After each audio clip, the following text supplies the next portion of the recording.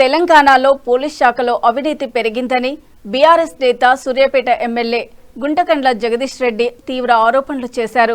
అధికార పార్టీ ఎమ్మెల్యేలు కార్యకర్తల ప్రభావంలో పోలీసులు పనిచేస్తున్నారని, అవినీతి ఇష్టారాజ్యంగా మారిందని విమర్శించారు. యాదాద్రి భువనగిరి జిల్లా భువనగిరిలోని బీఆర్ఎస్ జిల్లా కార్యాలయంలో నిర్వహించిన సమావేశంలో మాట్లాడుతూ రాష్ట్రంలో హత్యలు, దొంగతనాలు పెరిగి 2014కి ముందు పరిస్థితులు మళ్లీ వస్తున్నాయని ఆగ్రహం వ్యక్తం చేశారు. ధాన్యం కొనుగోలు పూర్తి కాక రైతులు దళారుల బారిన పడుతున్నారని, కనీస మద్దతు ధర అందక అన్యాయం జరుగుతోందన్నారు. రైస్ మిల్లర్ల నుంచి కోట్ల రూపాయలు దండుకుంటున్నారని ఆరోపిస్తూ రైతాంగ సమస్యలపై ప్రభుత్వం సరైన దృష్టి పెట్టలేదని విమర్శించారు. మాజీ సీఎం కె చంద్రశేఖరరావు హయాంలో వ్యవసాయ రంగం అభివృద్ధి చెందగా ప్రస్తుతం పరిస్థితి దిగజారిందని అన్నారు. ప్రస్తుతం జిల్లాకు సీఎం పర్యటనలలో అభివృద్ధి కంటే విమర్శలే ఎక్కువగా వినిపిస్తున్నాయని, రోడ్ల నిర్మాణం కూడా స్కామ్లకు దారితీస్తోందని ఆరోపించారు. గ్రామీణ ప్రాంతాల్లో కూడా టోల్ గేట్లు విధించడం ప్రజలపై భారమని దుయ్యబట్టారు. ఈ కార్యక్రమంలో పలువురు బీఆర్ఎస్ నాయకులు పాల్గొన్నారు.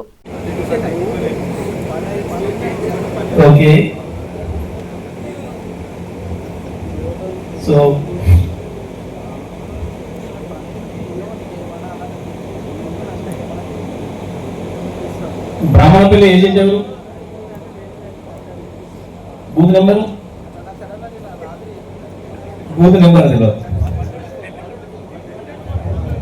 నీ బూత్ 124. మీ బిఎల్ఓ ఎవరు?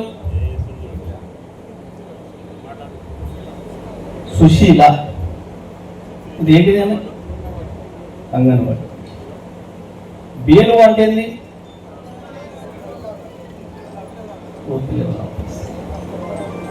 ఏంటి?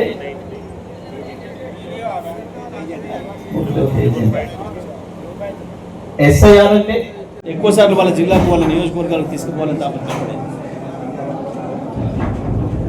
నిజంగా అట్లా లాభం జరిగేది. కేసీఆర్ గారు వచ్చిందంటే తప్పకుండా ఆ నియోజకవర్గానికి, ఆ జిల్లాకు ఏదో ఒక పని జరుగుతుండేది.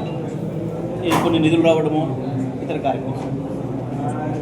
కానీ ఈ ముఖ్యమంత్రి వస్తే దుర్మార్గంగా 4 బూతులు మాట్లాడిపోవడం తప్ప ప్రజలకు ఒరిగింది ఏమీ లేదు. ఇప్పటి వరకు నల్గొండ జిల్లాకు, ఉమ్మడి నల్గొండ జిల్లాకు, యాదాద్రి భువనగిరి, సూర్యాపేట, నల్గొండ జిల్లాలకు సంబంధించిన పర్యటనలో ముఖ్యమంత్రి ఇప్పటివరకు ₹1 ఇచ్చింది లేదు. ప్రత్యేకంగా ఈ జిల్లా ప్రజలకు ఒరగబెట్టింది ఏమీ లేదు. రేపు 17 కూడా వస్తారని చెప్తున్నారు. ఎందుకు అనంటే కేవలం స్కామ్ రోడ్ల ప్రారంభోత్సవం కొరకు అని చెప్పి వాటిని హ్యామ్ రోడ్లు అని పిలుస్తున్నారు. కానీ హ్యామ్ రోడ్లు కావు, అవి స్కామ్ రోడ్లు. ₹10 ఖర్చుతో అయ్యేదానికి ₹50 ఇస్తున్నామని చెప్పి, బ్యాంకుతో ఇప్పిస్తున్నామని చెప్పి మొత్తం సగం డబ్బులు వీళ్ళే దొబ్బి కాంట్రాక్టర్లకు అప్పచెప్పే ప్రయత్నం చేస్తున్నారు. వాస్తవానికి రేపు మా ప్రభుత్వం వచ్చిన తర్వాత తప్పకుండా ఈ హ్యామ్ రోడ్ల పేరు మీద జరుగుతున్న స్కామ్ ఏదైతే ఉందో దీంట్లో భాగస్వాములైన అందరినీ కూడా శిక్షేసే పరిస్థితి వస్తుంది. వాస్తవానికి 2.5 ఏళ్లలో ఒక తట్టెడు మట్టిపోయినా ఎక్కడే ఒక రోడ్డు మీద. కానీ ఇవాళ ప్రభుత్వం చేయాల్సిన పనిని ప్రైవేట్ కాంట్రాక్టర్లకు, బ్యాంక్ లోన్లకు అప్పచెప్పి ₹10 అయ్యే పనిని ₹50 చేసి రేపు తప్పకుండా పల్లెటూరు రోడ్ల మీద కూడా టోల్ వేయటం పెట్టే పరిస్థితి తీసుకొస్తున్నారు. ఇవాళ అడ్డగోలుగా ప్రజల సొమ్మును కాంట్రాక్టర్లకు అప్పచెప్తూ వాళ్ళ ద్వారా వీళ్ళు ఏదైతే దొబ్బుతున్నారో వీటన్నిటికీ కూడా ప్రజల మీద భారం వేసి రేపు పల్లెటూర్లలో, గ్రామాల కాంగ్రెస్ చేతిలో ఆనాడు ఎట్లా మోసపోయినారో మళ్ళీ ఈసారి అది జరిగింది. ప్రతి చోట అవినీతి ఇష్టరాజ్యంగా తయారైంది. ప్రత్యేకించి పోలీస్ శాఖలో అవినీతి ఎక్కువైతుంది.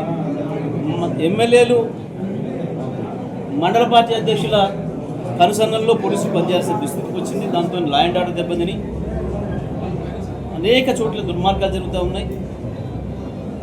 హత్యలు, మానభంగాలు, మళ్ళీ దొంగతనాలు కూడా మొదలైనవి. మీరు ఆ 10 ఏళ్లలో ఒక దొంగతనం మాట వినలే మనం.